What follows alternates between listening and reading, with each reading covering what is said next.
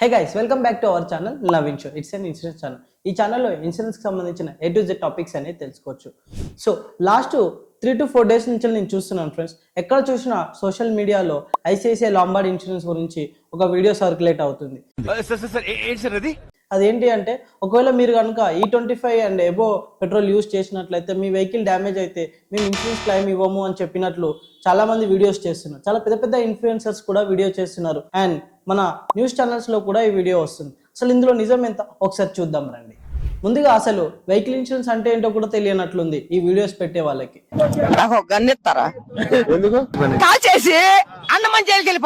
Normal గా మీకు ఒకవేళ పెట్రోల్ వల్ల మీ వెహికల్ కనుక డ్యామేజ్ అయితే ఏ ఇన్సూరెన్స్ కంపెనీ కూడా క్లెయిమ్ ఇవ్వదు. ఇది ఈ రోజు నుంచే ఉన్న రూల్ కాదు, ఇది ఎప్పటి నుంచో ఉంది. సో మీకు నార్మల్గా వెహికల్ ఇన్సూరెన్స్ క్లెయిమ్ చేయాలి అంటే మీ వెహికల్ అనేది యాక్సిడెంటల్గా డ్యామేజ్ అవ్వాలి. అది మీరు వెళ్ళి ఒక వాళ్ళకి గుద్దుతారా లేదా వేరే వాళ్ళు వచ్చి మీకు గుద్దినప్పుడు అయినా సరే ఇన్సూరెన్స్ అనేది క్లెయిమ్ అవుతుంది.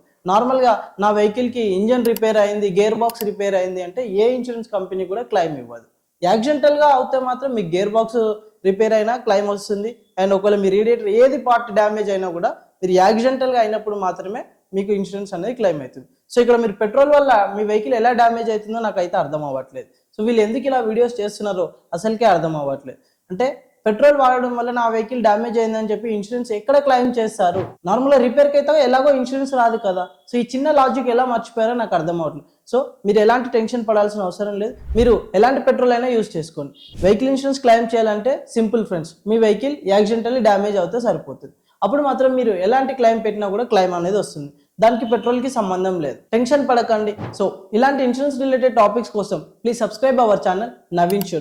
అండ్ మీకు ఒకవేళ vehicle insurance, health insurance and term insurance required ఉంటే కింద ఇచ్చిన లింక్ని ఫిల్ చేయండి. నేనే పర్సనల్గా మీకు కాల్ చేస్తాను. Thank you friends.